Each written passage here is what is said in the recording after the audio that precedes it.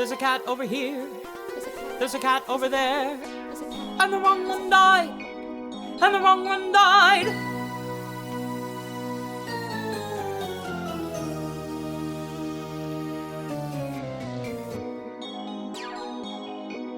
Welcome to The Wrong Cat Died, the podcast breakdown of the catastrophe. I'm your host, Mike Abrams, and today we have a very special guest. If you were obsessed with the 1998 Cats movie, then get excited because my guest today played the magical Mr. Mistoffelees.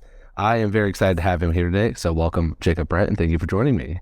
Hello, everyone. Thank you so much for having me here. It's awesome. I will say before we start that of all the people I always ask, like, hey, who should I have on the podcast? You are a name that has come up very frequently, and so I am thrilled to have you. Okay, that's a little silly to me, but yes, I kind of understand it, but I'm so happy to be here. I have enjoyed listening to other episodes and hearing friends of mine talk, and I have heard my name a few times. So it's awesome. I'm glad to be here. Share my knowledge. Well, and I think what's fun is that my first question to most people, especially like the newer cast members and the Broadway revival, is what was your exposure to the content, to Cats? And most of everyone was obsessed with the 1998 movie. And here you are as a major part of that. And, you're on one of the most iconic pictures from that is, you hugging old Deuteronomy. And so what was your first exposure to Cats as someone who predates it in, the 98 movie? And obviously we're on Broadway before that. Yeah. Wow. Not much. This is before internet, YouTube, all that stuff. Like, you know what I mean? Like, so honestly, like Macy's Christmas parade, I saw some Cats on there at one point.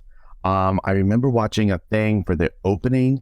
They did something on like the news about it, and it gave a glimpse. But Cameron McIntosh was very particular about not having any of the Cats outside of the theater, which, in sort of his brilliance beginning of his brilliant marketing, is like the theater was painted black. All you saw were those cat eyes, and you really had to come into the theater to even understand what this thing was about. And I think that caused some of the mystique around it. And like, oh my God, did you see it? So it was growing up. I didn't really have much to see. I sort of had the cast album, and the inside of the album, there were some blurry pictures of some cats that you kind of could make out. I didn't have much. But it's funny that you're saying about that video, because when we did make it, I was like, we didn't know if anybody would even watch this thing. Like we had no idea. And when we did that, there was not very many Broadway shows recorded then. There was they recorded Into the Woods. They had recorded Sunday in the Park with George, both Sondheim shows, and maybe a few others. Like there was a recording of Pirates of Penzance that was around, but no one had done like what we were doing. And so we were like, we had no idea. This could have been an epic fail. It could have been what it's turned out to be. And we didn't know what it would do to the show, whether it would close the show, whether it would keep it open. There was a lot of rumors about like, oh, we're making this and then they're going to close the show. And then it ran for like 7 more years after that and became even more popular. But it is exciting for me to go to currently a Broadway show. Like if I go to a show and I usually know somebody in the cast and go backstage and someone comes up to me and says, oh my gosh, you were the reason that I'm in this business because I grew up watching that video, and it's never lost on me. And it's just one of those like incredible things that I just would not have even dreamed about, or it's just the best gift anybody can give you, right? To be like, because of you, I'm doing this. Yeah, it's interesting to hear you say that too, because you when you're doing it, you have no idea what the impact is going to be. You never know when you're shooting something if it's going to be this like long-standing years worth of, like everyone has seen it. I mean, almost everyone I talk to has seen it and been obsessed with that film. And then you hear everyone's, especially your particular role, like that dance number or something that everyone's like, oh yeah, I tried to do either Victoria or your dance number. I was like, those are the 2 dance numbers everyone tried to mimic if they're a dancer. And so you have this thing that you don't even recognize at the time is going to turn into what it is. And now looking back, you're seeing the impact, years later. That's a pretty cool experience, I'm sure. Yeah. And the other thing is like when you do, like they did this thing, this weird, I don't know if they do this on, I don't know how other movies work, but this one, they like lined us up and they lined us up in like order of lines, like who had the most lines in the show. And they like a camera was assigned to them. And I have like some of the fewest lines. So I just thought, I'm not getting any camera time. There's no way. Like I'll be like, you'll kind of see me run through. And then we got a rough cut. I got invited to a rough cut of the show. And I was like, oh my God, I'm like all over this thing. And I really had no idea when we were filming it. None. I didn't know what shots they were doing, which made it, I don't know if I'm jumping the gun here, but that made this filming so much harder because we didn't know what shots they were doing. So you had to be on every single take because you just did not know where they were filming. Well, that's kind of fascinating in itself. And a show that is, some of the most important characters actually don't have that a ton of lines because it is seeing a whole family. But then seeing how much, you also got like the little CGI. I always used to joke when I saw that movie. It's like, oh, the effects that got added are in your scene. Oh yeah. Like you got compared to the 2019 CGI Cats FX, like you got the very small thing there. But that is kind of fascinating too. And so I do want to hear a little bit about your just whole, including the movie, your whole run in Cats, because I know you started as Constable on Broadway. You obviously were as Mistoffelees on Broadway, and then I know you went to the West End. So what was that journey like for the multiple years you got to perform in the show? Yeah, I'll try to truncate this because it's a long time, right? And I always joke I kind of have a doctorate and master and then Cats because I've been there so long. I had done a show before, Cats, called Starlight Express, another Weber show. And I did that out in Vegas, and I wanted to leave there and go to New York. And I got to New York, and I don't know, there was just something, I was so naive about the business. I did not go to college for this business. I just started right out of high school, which is funny enough because now I run a musical theater program at a college. And so, but I did go back later, and I like, after Cats, I went back to school and I got my master's and all that. And now I teach. But yeah, I just didn't know. I didn't know what you weren't supposed to do, right? So I came in. I actually called the casting director, which was Tara Rubin at the time.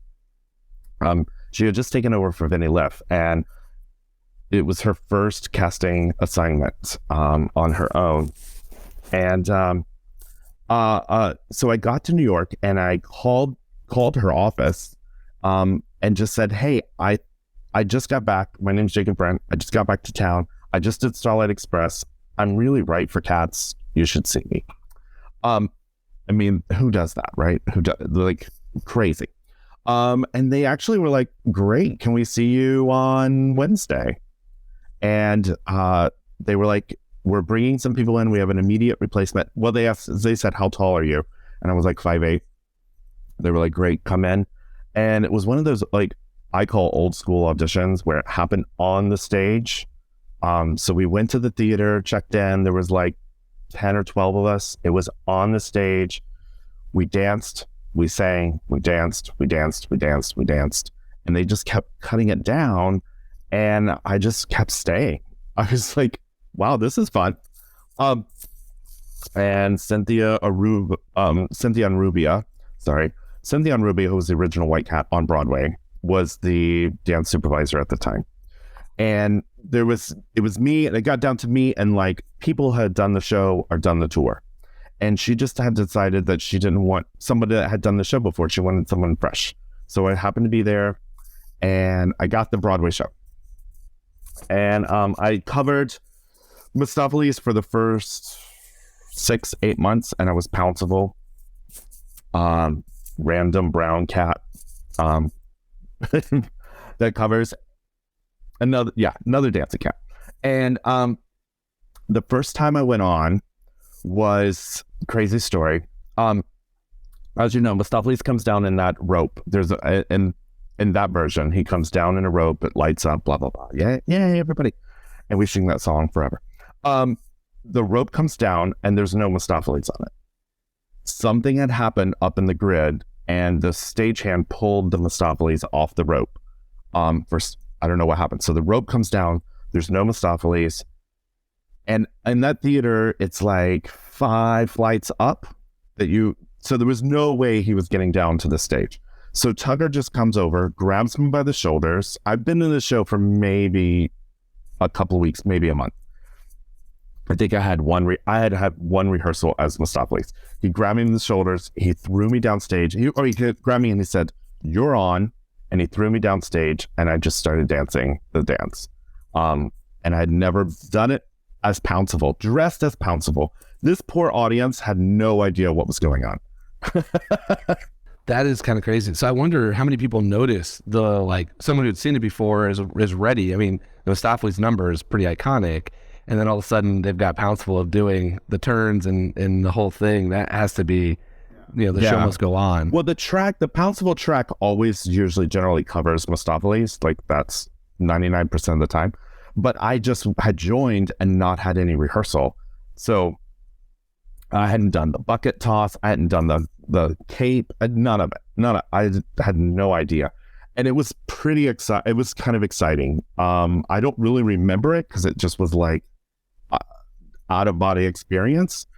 But everybody was like, "Oh my God, I cannot believe you just did that." And so yeah, I did that. And Mistoffelees, then after he came down, he finally came on for like the last third, and that was weird because then he jumped on stage and took over, and it was just a bizarre mess. But that was kind of how the first time I went on, and then I kept getting put on more regularly, and because he broke that Mistoffelees ended up breaking his foot walking up stage. We were walking up stage, and I heard this like gunshot. This was another performance, and it sounded like a gunshot. And he said, "I think I've broken my foot," and he walked off stage, and he never came back on. And he crawled off stage, and I just moved over because Mistoffelees and Pouncible dance side by side a lot, as you see on that video, right? And then I just moved over a slot, and from that moment, I just kind of took over. I didn't ever do Pouncible again. They just ended up, he didn't come back. They ended up offering me the role, and that was sort of that. And then I stayed in New York for about 9 years doing Mistoffelees. They probably thought if you can do it with one rehearsal on the fly, with basically no prep, then you'd be fine. You'd be ready to do it with practice. Well, funny enough, they had many auditions, and I knew they were auditioning for the role. And this was about after the third audition. I went to the dance supervisor at the time, who was not Cynthia's, Richard Stafford. And no tea to Richard, I love him. We're great friends now. But he literally said, "If we don't find anyone else, we're going to offer you the role." And I just thought, wow, if you don't find anyone else, like how much more do I have to do to get, what else can I do? Like, right? I can't do anything else. Like I've proven myself. But that's just show business sometimes. And I think what they were nervous about was I was such a good cover. And I was able to jump on and do it at a minute. Like I could just do it, and I had those tricks, and I could just pull them out and do them. That they were nervous about losing such a good cover. So they were trying to find somebody else, but then they didn't. And then Jillian came, saw me in the show, and then that was it. Jillian was like, give him the role. He's done. Like, we're done with this. So do you ever go back to Richard and say, now, 9 years after that, when you're the iconic member of the movie, and it's like, hey? No, we've never talked about it. And he probably is going to listen to this and be like, what? But no, I love him. I love no tea. It was just, he was doing his job. The producers were like, I get it. Show business. That was the business of show at that point. So you just kind of have to give it up and be like, okay, it'll land where it's supposed to land. And then how'd you end up at the West End you finished Broadway? Oh my gosh. Oh, the West End came way later. So then Cats breaks the record for longest running Broadway show. I get to perform that. I get to be Mistoffelees in that, and that was unbelievable. That was like, that night I was like, I've made it. Like, that is it. This is what I wanted to do. I have climbed the mountain. I am at the top. Like, whatever happens after this is just gravy, right? Looking out there, looking at those legendary people sitting in that audience, it was just overwhelming. And having my parent, I'm going to cry talking about it, but having my parents there and seeing that and being able to perform that role and like have that moment at the end, I just remember this mass of sound coming at me at the end of my number. And I just thought, wow, I can't do more than that. I mean, that is like a repayment to your parents who have like sacrificed and made all this happen and sent you to dance class and took you every day and like, you know, paid for you, like when I called living in New York being like, I got like 2 cents. Can you please send me some money? Like, you know, and then to have that happen, it just makes it like full circle. You're like, this was all worth it. And so that was truly, truly amazing. We had this party afterwards, this like cast party. And Jillian and Andrew and Trevor and I think it was just them. They were all sitting at a table and they called me over and Jillian was like, hey, we're going to make a movie of cats. We're making a movie and we want you to play Mistoffelees. And I thought, well, that sure is sweet, right? Like, and up at this time, like, no one from the Broadway show got the movie. No one. You know what I mean? Like, Mary Martin didn't get Sound of Music. It went to Julie Andrews, right? Carol Channing didn't get Hello Dolly. It goes to Barbra Streisand, right? Like, and I'm not equating myself to those people, but I'm just saying, like, this people from Broadway don't get the movies at that point. So I just thought, oh, you're going to hire someone from American Ballet Theater. You're going to hire someone from the Royal Ballet. You're not going to take me. And then like 3 months later, they called and they were like, great, we're shooting the movie. We want you to be in it. And I was like, well, I'm in the Broadway show. And they were like, yeah, we know. And I was like, well, I have to talk to them to get out of it. And they were like, it's already done. Like Andrew called and, you're out of the show and you're coming to do the movie. So I went to do the movie, which was great. We can get more into that. That was a 3-month process. And it was awesome. Really just amazing. And then I came back to New York and I actually ended up having surgery. I finally got injured and had to have surgery. And I came back to the show, made it back to the show. And then I gave my notice that I was leaving. And then about a month later, they gave the notice that the Broadway show was closing. So I always like to say that I left and then the Broadway show closed. But that is not true. That's not how it happened. And then I had heard from the Cats fraternity, sorority, you know, the like family that happens. I'm sure you're understanding this family from this podcast of like how we're all kind of connected. That they could not find a Mistoffelees in the London production. So again, I just called Jillian and was like, hey, I'm available. I've had enough time off. I've recovered. I'm ready to go. Put me in, coach. And they did. They called and they flew me over, and that was awesome because that was a different thing. Like I went in as sort of a celebrity star. At this point now, my pictures on the billboard, you know, and they really like, were like, we have the guy from the movie, come see us. And so that was just a whole different experience. And a different experience being, sort of a celebrity in a show and holding and the weight of that, carrying the weight of that, carrying the like responsibility of, you know, when I did it the first time, it was just me and I was like, Jacob, and I just like ran and did my thing and did my tricks and and it was so fun and young and like, woohoo.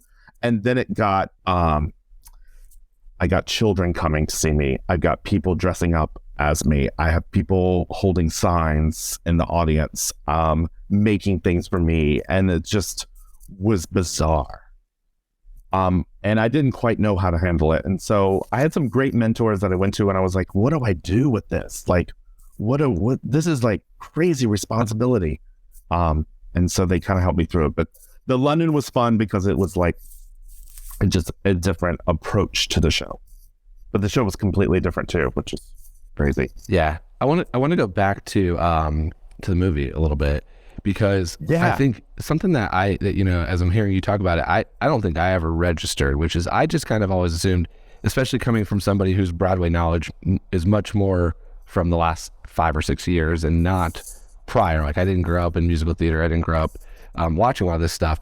I just kind of assumed that this was the 1988 movie was a pro shot, like it's like what we see more common today. But hearing you say it was a 3-month and equating it more to Sound of Music and other stuff, like it was a movie. And so tell me more about that. Like, I don't know is that a me thing, or do people know that? Like, I just always assumed that this was much more of a pro shot. I don't know that. I mean, it was not a pro shot. It was filmed. We took 3 months. We rehearsed for 2 months. They brought this group together from around the world. We had different people we had people from the German production, from France production, all over, the West End production, American production. And we rehearsed the show from scratch, starting day one. Jillian brought us in, sat us down. We did animal work for like 2 days straight. No choreography. All we did was crawl around and sniff things and bathe ourselves. And we put that show together as if it was a brand new company. And it was awesome. It was awesome because because everyone had done the show. So it wasn't like new information, but what we got to do was like dig for gems, right? Like mine for like, what else is in there? What other stories can we tell in this? And then we took about a month to shoot it. And we did shoot it. It was all film people. They had never done a musical. It was all like, our Steadicam guy was the guy he had just come from doing James Bond, the James Bond movie. So they were like, what the F is this? Like, they were also like, it was treated much like a movie shoot. Like, we had a call sheet, boom, boom, blah, like all the things. It was not a couple of performances that they filmed, right? We went in, like, we spent a day. There was like a day just on my number. Like, it was a number a day, basically. And it was forever. Like, we just ran it and ran it and ran it. And close-ups, mid-shots, wide shots, blah, blah, blah, blah. We did do it twice or 3 times through completely. Oh, and there was no audience. So they took all the seats out of the theater so that all these cameras are set up all around the theater. We did it 3 times. I think it was 3 times all the way through without stopping, with a 16 camera shoot, which was unheard of. It's still unheard of. Those cameras were everywhere, in the trash, upstairs, down, like everywhere. So you couldn't like relax. There was times when you're doing the live show, right? You can turn around upstage and kind of like breathe and like relax your face and stick out your tongue and be like, oh my God, comment on whatever just had happened. But you couldn't do that when we were shooting the movie because there was a camera there. And they would catch it. So yeah, it was crazy. It was a crazy shoot. I remember just being like, this is bizarre. This is nuts. Enjoy every minute. Try to remember everything, because this ain't gonna happen again. Not like this. So it was, it was magical not to be kind of yeah. I mean, it is again such a fascinating thing, because I look at it from I only have the historic lens of seeing it. I watched it for the first time in probably 2019, maybe. Like, I didn't grow up watching the VHS and burn through them like half the people I interview with. And so I come from it, it was around the same time that Hamilton had their pro shot. And there's so many of these other versions of, just to your point, recording a performance. And yours is obviously so much more than that, because you could tell there's stuff that they couldn't do if there was an audience there.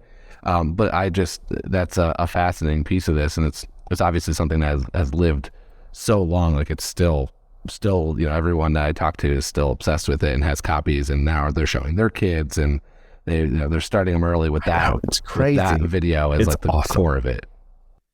It's awesome. Well, and the thing is, this is really good. I mean, I'm a little biased, but like, it's good. It's a good representation of what the Broadway show was. Yeah, absolutely. We'll be back for more of this catastrophe after a short break.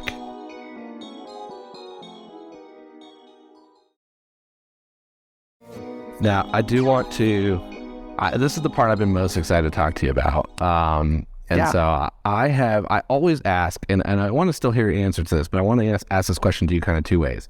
Because my obsession with the show is the backstories of the characters and the unanswered questions that you can try to take. You can try to fill in the blanks because of staging or because of like maybe what we think or how people play it. And that's been what, I'm 99. This will be episode 99 where we've asked a lot of people that type of thing. But you have the advantage of having been able to talk to the original Broadway, to where you got told your backstory, but then also you directed a lot of productions after. And so I want to ask, my question is one is what were you told about Mistoffelees, about everyone else? But then how much of the backstories and characters beyond the 3 words do you give as a director when you get to go and start, starting a new show from scratch, and you've got someone who maybe has never done it and only knows that 1998 movie? How do you tell them, here's how much you need to know and here's how much you need to fill in the blanks?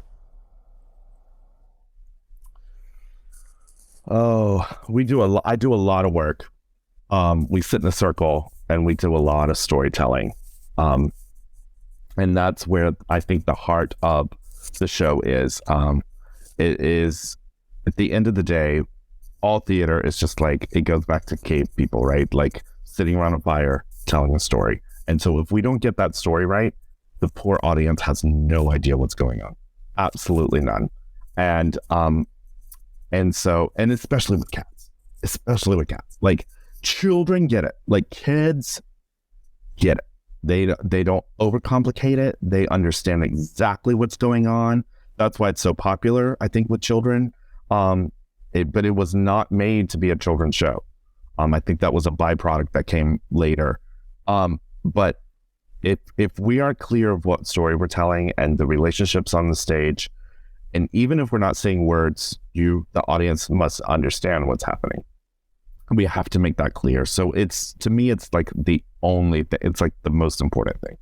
And then you have to start dancing, because there is 75 dance numbers, and putting it up, you usually have 2 weeks, so you have to like get going.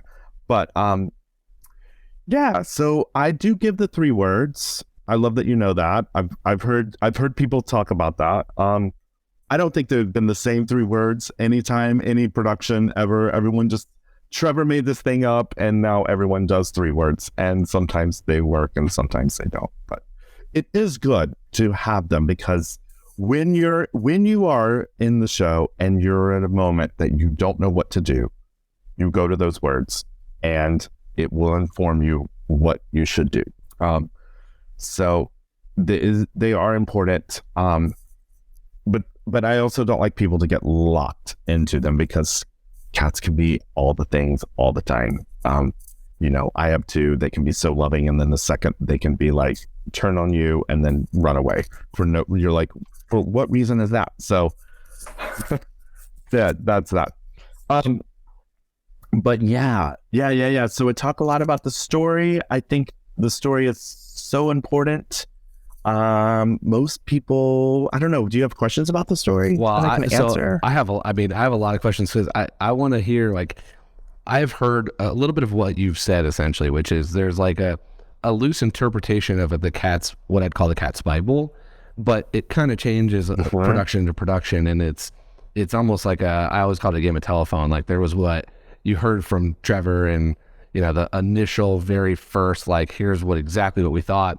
But I don't think that some of the thought that the fans have gone into were actually even thought about.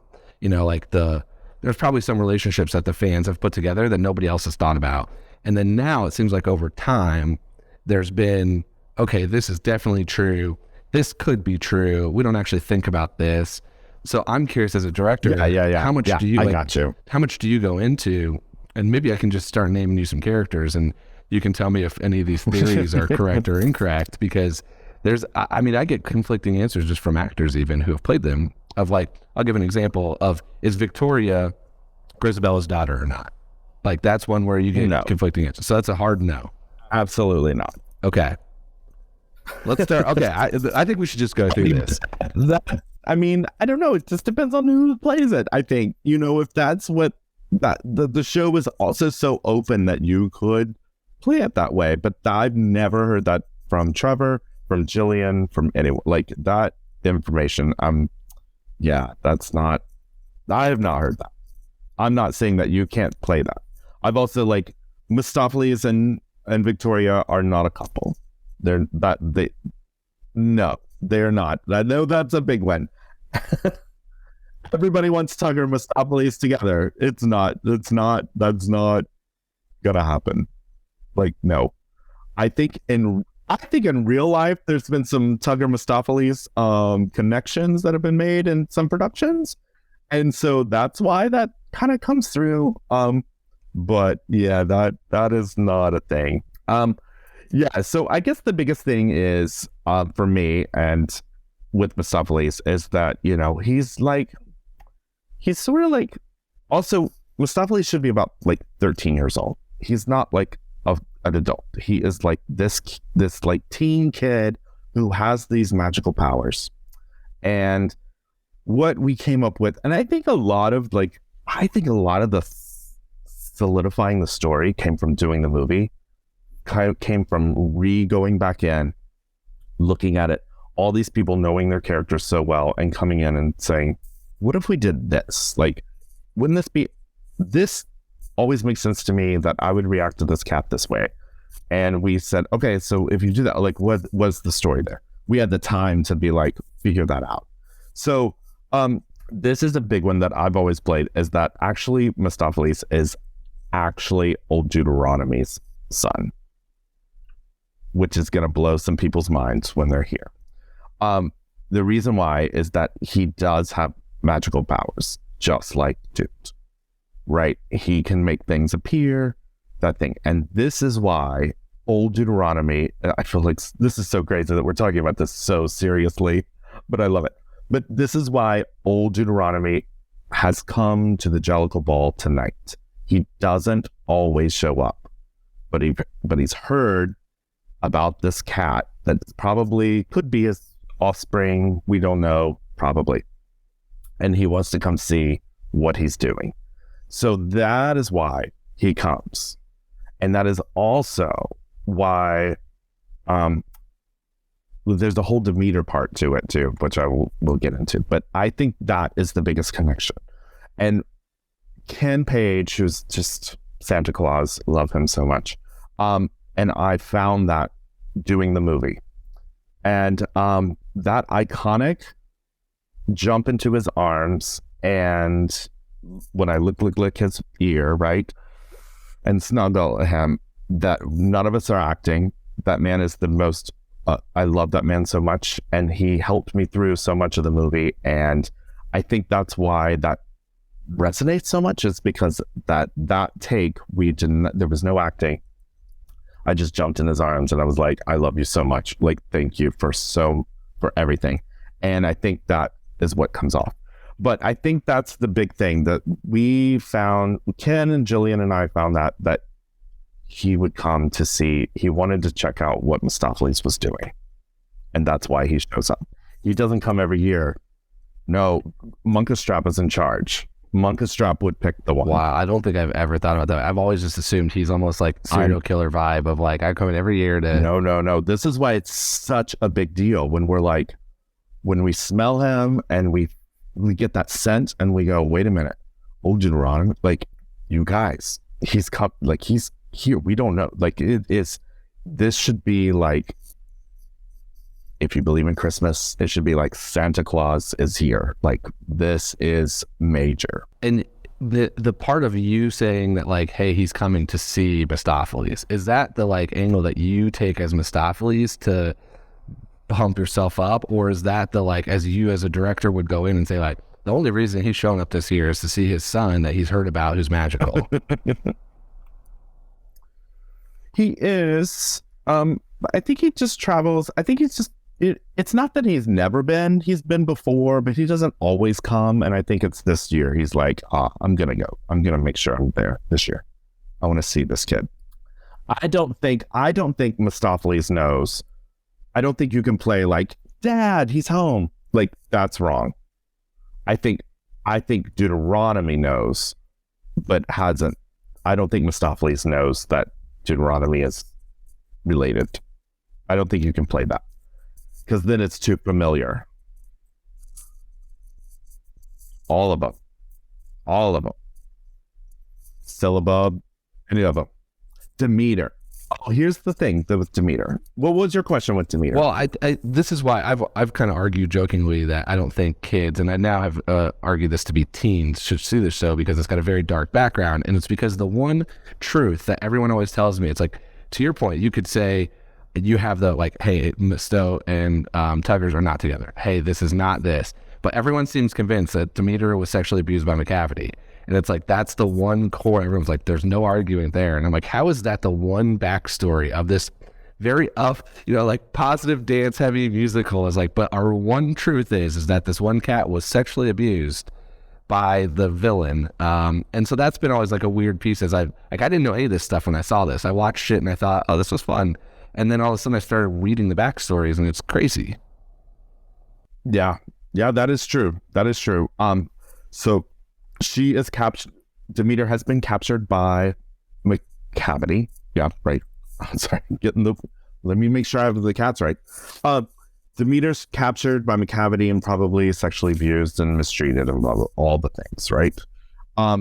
She knows that this is the one time a year that everybody gathers.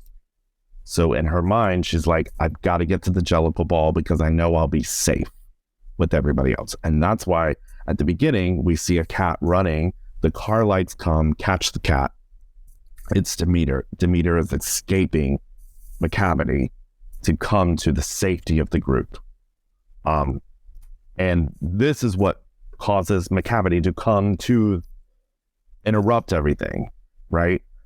Which is the point they missed in the movie, which I was like, if anybody would have called me, I could have saved you a couple of million. Yeah, so that whole point is true. And we play that. And I think the Demeters that get that are the most successful. That's why Demeter's skittish. That's why she reacts the way she does. She's untrusty. That is why Demeter knows Grisabella, because Demeter's been outside and has seen Grisabella. And that's why Demeter can sing about Grisabella, because she has actually been on the streets and seen her. Wow. Okay. So she's not just like in the tribe the whole time. She's kind of had her moment away, and that's why she's, recognizes Grisabella. Right. And that's her like empathy with Grisabella, because she's also been on the outside. And so when you get that connection, you're like, ooh, interesting. And usually the Demeters cover Grisabella, so that's always an interesting thing too. So I want to go back, and we're going to go through more cats because I have a lot more questions still. But I love it. But when you're doing this, you said you got usually 2 weeks, and you're going to do your day or two of storytelling, and you have everybody sitting in a circle. Do you start telling the story from start to finish of like, hey, here's the story of the Jellicles and what you're going to do? Or do you go cat by cat of like, okay, here's now, Demeter, you've been on the outside, and here, like exactly what you just kind of told me? I'd sort of say a general thing. I'd talk about Demeter coming together. And then as the time goes, I just kind of like give people nuggets individually. That's the way it was given to us. Do you have this like written down anywhere? Like, is there like your own cat's Bible? I do. You need to publish this. No, no, you need to hire me because I have the information. But yeah, then you sort of give it away like in pieces to this person and this person, because you also want that like reaction too.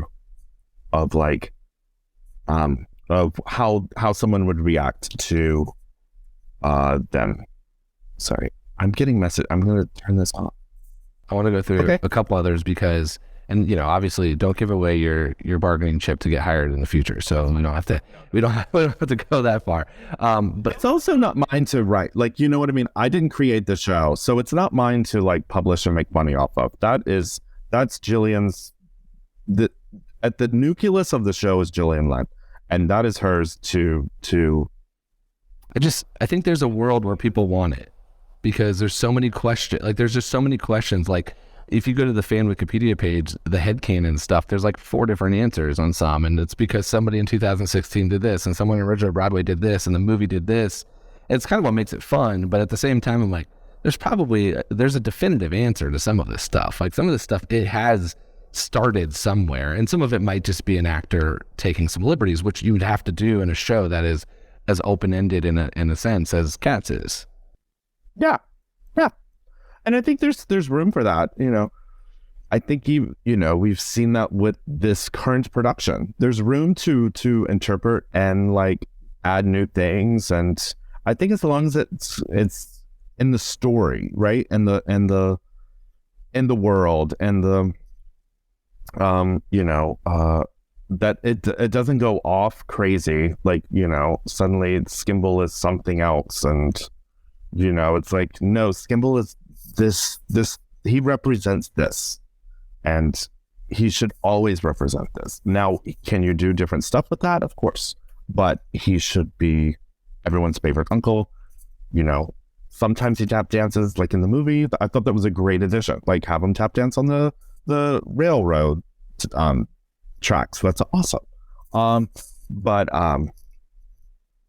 yeah, I just think as long as you're not like changing the folklore, right? And I think that's where it's like, where I have problems with, like, people are going to come for me, don't come for me. But even things in Wicked, I feel like, ooh, I don't know if that's true. Like, that didn't, and really? We're supposed to believe that? Okay. Like, that seems different than The Wizard of Oz. Like, we've taken a lot of liberties here. But, okay. This is not a Wicked. People have accepted that a little bit of like that they did take some, not like extreme liberties, but they definitely took some liberties there. Because when people have asked me, when I first started this, if I was going to ever look at any other podcast, and everyone's like, you should talk about Wicked, because there's the same type of thing. If there's some oh yeah, unanswered questions that people would want to dig into, but I'm Cats through and through. Okay, you cover Skimble. I love it. You cover a little bit about Holding Around Me. Let's talk about Jenny Any Dots. Jenny, come on, she's everyone's favorite. I don't think that's true. I think she's pretty universally hated by a lot of people. No, oh yeah, hates Jenny Any Dots. Oh. She is just she is a ball of fun. She loves to do all the local productions. She's in all the, she's the star of everything. She sews all the costumes. She made those nice costumes. She made those, she decorated the evening. She was the one that got there early and put up the Christmas lights. She is that, like, she should be that, like, first grade teacher that everyone loves. Okay. So she's, is she mom to a bunch of these cats too?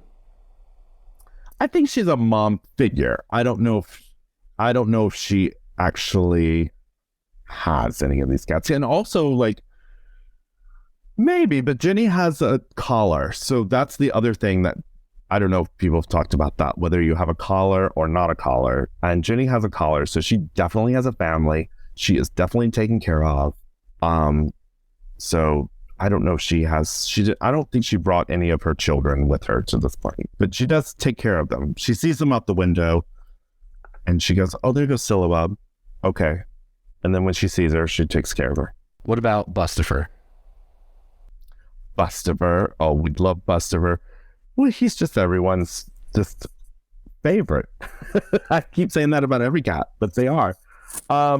He's that big alley cat that just kind of everyone takes care of. He comes around, gets the scraps from all the pubs, and everyone loves him, gives him What's his role with the Jellicles? Like, does he have a role? No. He is actually, he's just a passerby. He's like a visitor. He's not really part of our tribe, but he kind of comes in and he visits, and we love him, and he goes on his way to the next one. He's probably visiting several tribes this evening. We're not the only Jellicle tribe. There are many. This is just the one that we are looking at. God, okay. So, that's going to be a question I'm going to ask here in a second. I want to ask about the tribe in general, but I want to go through Gus, because I think Gus is obviously a major contender for Jellicle choice. Well, Gus would have been chosen. Gus was the choice. So Gus was a choice until Grisabella came back. Gus was the choice beforehand. Munkustrap knows this. Jelly Lorum knows this. Everyone sort of knows it's Gus's year. God bless him. He's made it. We can't believe he's even made it to this. And it's not until Grisabella shows up that we go, oh, wait a minute. And it probably would not be Grisabella if Deuteronomy was not there and said, wait a minute. Maybe you should look at Grisabella. Like, Gus is okay. Gus will be fine. He's had a great life. He's lived a great life. Let's look at choosing Grisabella. Because we'll learn something, the bigger picture, the bigger lesson will be from choosing Grisabella. Okay. Hold that thought, because that's my last question, and we're going to go into that, because I have a lot of thoughts and questions for you about that particular choice. Yes, because was the right cat chosen? I have two answers for you, but yes, I'm holding on to it. I want to ask one more question about the as a director and kind of going through this, about we see one ball, and it's an annual thing. And I think I thought Old Deuteronomy was there every year, and that the cats going to all come together from different parts, and this is like an annual cultish tribe tradition where they do their sacrifice. But you're kind of saying it's not always that. It's like, we're seeing this is a really unique party. We're seeing that because Old Deuteronomy is coming to see his son for the first time, or maybe in a long time, and Bustifer's just kind of passing through, and he's not actually even part of this tribe necessarily. But is this not an annual thing? Like, is that not the way we look at this? It's absolutely annual for these. It's just that these parts don't always happen. So Jellicle cats meet once a year, right? That's in the text. So we know that is true. Munkustrap is usually in charge. This thing is, Deuteronomy is coming in. He's also late. He's not there at the beginning, right? So this is a thing that if it's a special thing that he's coming. Grisabella's not always there. She knows that this is the night, so she's gonna try. She's also probably heard, because she's late as well, that Deuteronomy is there. So she's like, I gotta get there. This is it. This is my one shot. I gotta get there. So it is, I think you've got to think of this night as it happens once a year. There is a plan. Jenny's not really, those early cats, Tucker isn't really going for it. Jenny isn't going for it. They're just performing because it's a party and they're happy to be there. And no one's really going for it, which is why it's like this competition thing, because it's already been decided that it's Gus. Like, Gus is getting it 100%. The rest of us are just like having a party, performing for each other.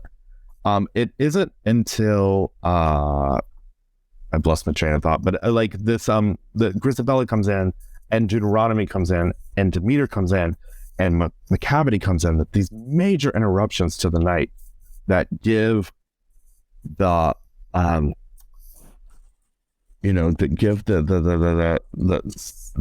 the something to do, the conflict. Sorry, can't even think of the word. The conflict of the evening are these four major interruptions to the night.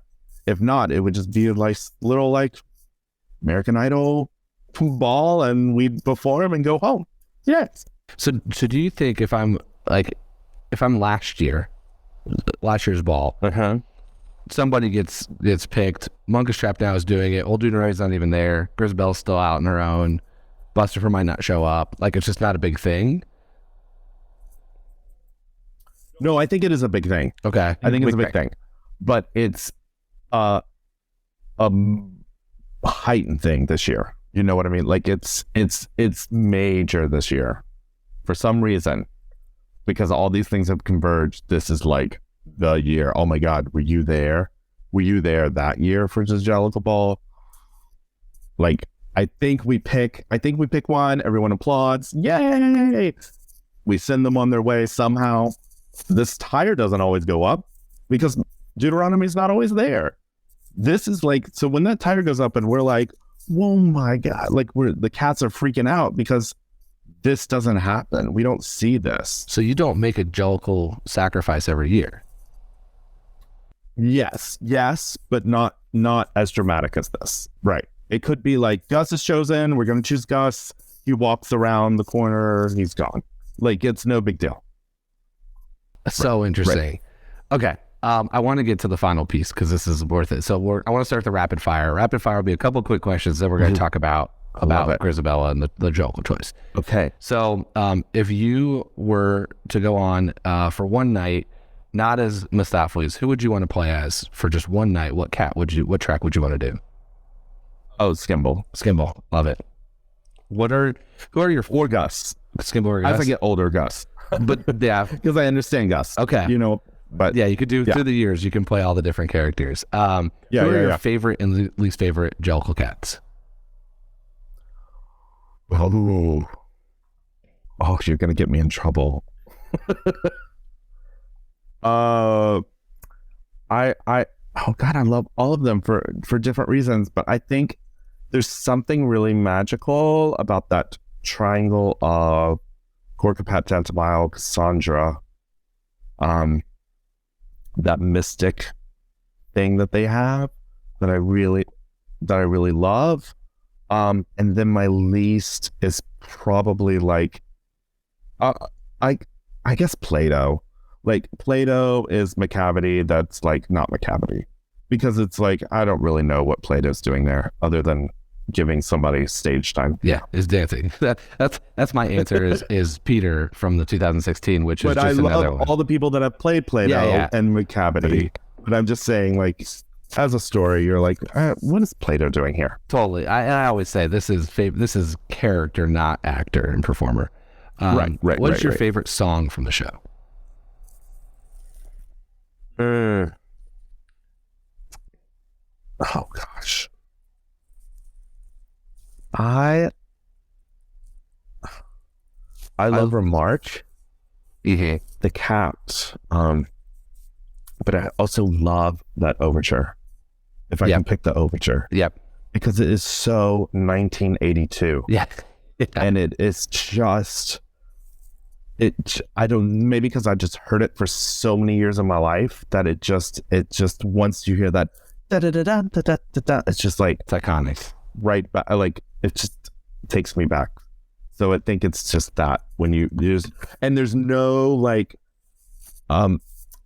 thinking it's anything else. Like, you know that is Cats, whether you've seen Cats or not. You know that's Cats for some reason.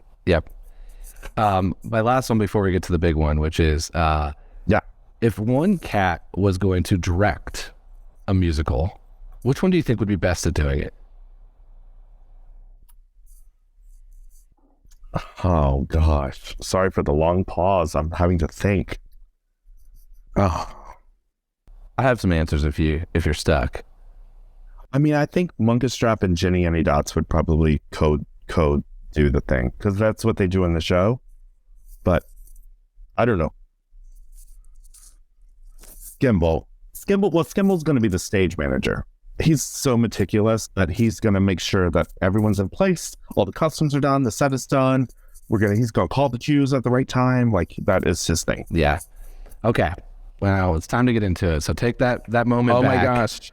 And so there's a couple of things that you've said today that I hadn't really thought about that doesn't change my answer to this question, but definitely makes me think about it. And one is that I had always assumed it was an old Deuteronomy decision every year. And you kind of saying, no, it's a Munkustrap decision every year. And old Deuteronomy comes in. Does he make that decision and tell Munkustrap, or is Munkustrap really the decision maker? And old Deuteronomy this year comes back, and when Grisabella comes back, he's like, hey, son, you gotta rethink this. No. Deuteronomy purposely does not choose Grisabella because he can't dictate who it is. He has to get all of us to decide collectively that Grisabella is the one that should be picked. And that's why we turn around in memory and we get up and we slowly go down. And I believe it's like Mistoffelees is the first one that actually like touches her and bows, and like then we pass her along as everyone's saying, you are the one, you are the one, you are the one. And then at the end, Deuteronomy goes, you are the one, and opens his arms and she collapses into his arms. He's not the first one that picks her. He makes us decide collectively to go, and she is the right choice. He knows that as a community, we have to do that to be better as a community. He can't just, if he just picked her, we'd be like, okay. So if I'm a year before and he's not there, is Monkish Trap trying to convince everybody to be aligned on Gus as the choice this year? I guess it's the same decision. So. Okay. I think so, but I think everyone's aligned on Gus because it's just the obvious. Like he's 96, it's his time. Like we love him. It's like, no one's arguing that it should not be Gus this year. So he's the choice until Grisabella comes back. Old Deuteronomy's not even there. So it's basically if we're led into this ball, and until the chaos ensues, we just assume Monkish Trap they're going to have a big party, they're going to have their orgy, Victoria's going to have her coming of age, and then we're going to pick Gus. And that's going to be the end of the thing. And it's not until... Yeah, we're gonna have some snacks. It's gonna be great. But to your point, you're saying earlier that like that you all were there. It's the year everyone's like, did you remember that year that Grisabella showed up? That Demeter showed up. That McCavity showed up. Yeah. Okay. But that McCavity fight doesn't happen every year. Yeah. No. I love it. Okay. So who are you picking? Like you're picking Grisabella still? Like what's your answer to that question? Oh, well, it depended. I'm picking Grisabella in the show because that's the way it should be. But if we're going off American Idol rules, then I'm picking Mistoffelees because I had a 7.5 minute solo that I did every trick I knew how to do. I did magic tricks. I mean, I'm clearly Mistoffelees is the best choice of anyone. Like, that's my feeling. So I love it because is there a thought that it's like an American Idol style party? Like, do you like direct it that way? Because that's the way I watched it. No. I think everyone knows we're gathering this thing, we're making this kind of thing, but it's Gus, right? It's Gus. Everyone's saying it's Gus. Great. But we're all going to perform for each other and put on this show and but no one is performing with the idea of I'm gonna win. It's not Six, like when those girls are. It's not that competition. So that we know who's gonna win. That's how I interpreted the first time I saw it. But I saw Leona Lewis, so I thought X Factor, and so maybe I was almost conditioned to be like, oh, I'm like that's the way it kind of tees up, and that was my answer. Was from day one was Tugger and Mistoffelees together because I was gonna do the boy band together, and I thought those were two of the most fun performances totally of the show. So I love hearing that you have this American Idol version. And Grisabella's not coming in to win. She's just coming in to give her story and say, please forgive me. Please. I know I was wrong, right? Like I left. If you had Grisabella in American Idol, she'd have a compelling little pre-package. You would have the whole, here's where she went off to do the redemption. Everyone would be crying, and by the time she finishes memory, she's got the story. Yeah. But I do think and then she gets the song. She gets the song. She gets the song. One of the most iconic Broadway songs ever recorded. Completely. So you're picking Grisabella every day. I am picking Grisabella, but I mean, I'm gonna give a shout out to the Mistoffelees that work really hard and don't get picked. But it depends. If we're doing American Idol role, if we're doing those roles, then yeah. So my last question for you is, we've talked about a lot of different things. You've heard kind of my show, and you've heard some episodes with different cast members and kind of the premise here. Is there anything I didn't ask you that you are like, this is what the Cats group needs, like the Cats fans need to know this, like everyone gets this wrong or everyone has this right, but here's a tweak? Like, Is there anything I missed that we're all missing that you as a director is like, they all need to pick this up? Yeah, we did cover a lot of it today, which is awesome. And if other people, I'm happy to do another episode later. Yeah, part two. If part two, people like, no, this is wrong. But I have run into people that are like super fans that have this whole world invented. And unfortunately, they want me to believe, like, they're like, isn't that right? And I'm like, it's not what that's not what I was taught. Like, I'm sorry, that's not right. And that they just don't want to, like, they want to be right. So it's fine. I mean, I'm just like, I think that, I don't know. I think it's fine that you see those. I think you see those relationships. Like John Partridge and I, who played Tucker on the video, had this great relationship. He's just like, in life, he is the guy that he is Tucker. Everybody wants to be John. Boys like him, girls like him. Everybody likes him. Like, he has that magnetic thing. And we became really good friends. And it's almost like that when I equate it for my life, when I was like growing up and the only boy dancing in my school, and suddenly the head football guy was like, hey, Jacob, sit with us at lunch. And you're like, oh my God, I get to sit with the cool kids. I feel like that is what Mistoffelees is to Tugger. He is like, oh man, Tugger's the man.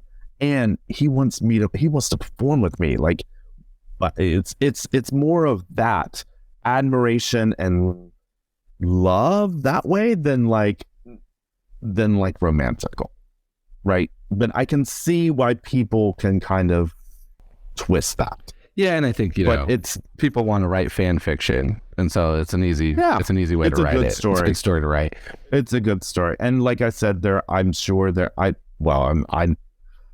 have been some personal connections, not me personally, but I know people that have. So maybe that has played into, they've seen a tour where that energy, you can catch up on that. Like the whole show is just energy, right? Because there's no lines, there's no words. So whatever's happening in that cast, you're going to pick up on.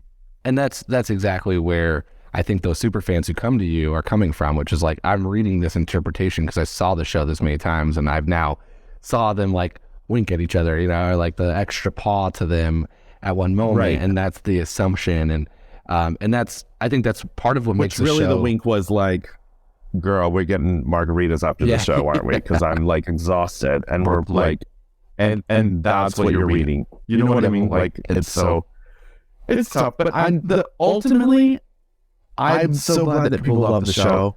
I'm so glad that people have this passion for it, and they want to continue it and see it continue on and let it grow. And it's just amazing to me. It's absolutely amazing. Cats has changed my life, 100% changed my life.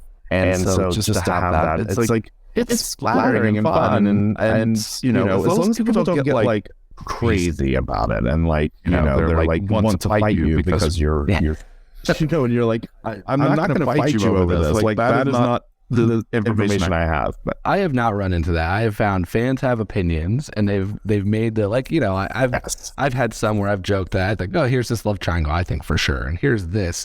And it's like, but yeah, it's my joke too is I've always thought Grisabel's the wrong Jokel choice, and everyone's like, oh yeah, I mean that's so true, and then I'm like, yeah, but that could be definitively answered as incorrect by the people that created the show in the beginning of like, here's why they made that decision.